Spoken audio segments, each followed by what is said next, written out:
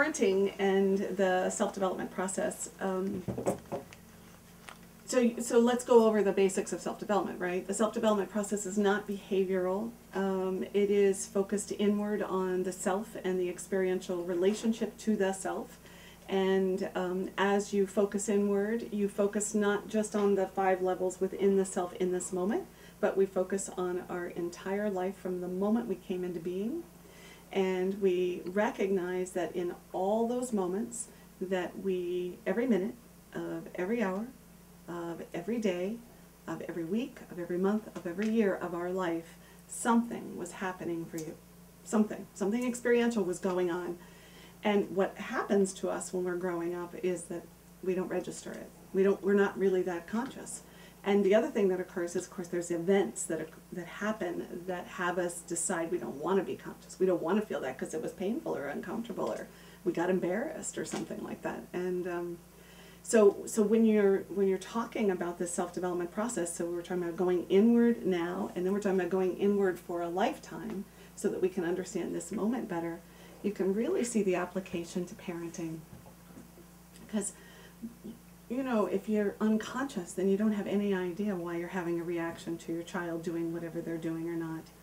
And that's really, if you pick up lots of books, that's where they're talking about how we project our own experiences onto our kids. And you know, I think the most basic one is, you know, if I'm as a parent, I want to make sure that I have all the choices and all the freedom in life, and then I start projecting onto my child that I want to make sure they have choices and freedom, and then when they don't seem to be using their choices, now I have a whole thing about it because I wanted for them what I didn't have. And what happens in that is it doesn't free up our children to live their own path, and it also at the same time puts them in a position where we're not able to be as powerful with them because we're not actually seeing them, we're seeing us, and we don't know it. So the parenting conversation becomes very interesting with self-development, and I learn a lot as a parent myself. And just as a story, I this morning was at the breakfast table getting ready for today, and Alex said,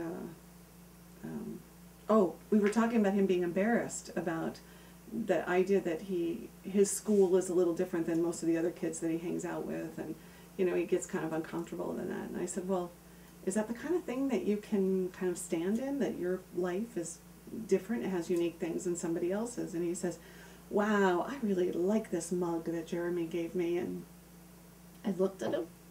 He said, yeah, I know, I did that to change the subject. I said, oh, a deflection, huh? He said, yeah, I didn't really want to talk about it. I figured if I changed the subject, it might work.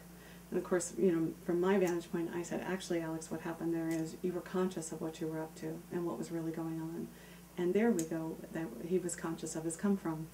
And that's really my whole goal, is that that you as a person, your children, anybody in your life, that we're able to be conscious together and understand what's going on, not to make it wrong, not to try to change it, not to try to fix it. We just get more conscious. I have one more comment about the parenting part, which is that I started when Alex was little, this idea of a purple chair conversation. And the whole idea was that it was the chair where we would practice being conscious. So at 2, you know, I'd say, what are you feeling?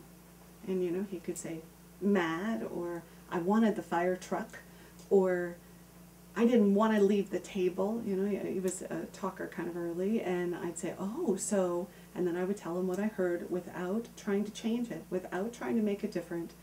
And I'd say, oh, so you're mad because you wanted the fire truck and I told you you couldn't have it. And so then I'd say, well, I said, would you like to know what I was feeling? And, you know, sometimes he'd say no. And as we did it, though, over time, you know, there would be room for me to talk about how I was feeling. And then we were able to have it all out on the table and come up with a different perspective. I gotta say, as he's gotten older, it's been a really valuable thing, because sometimes we find solutions I wouldn't have seen as possible. So I think parenting's important inside of having self-development be the source of having more freedom as a parent, and the source of having our children be more free to be conscious human beings.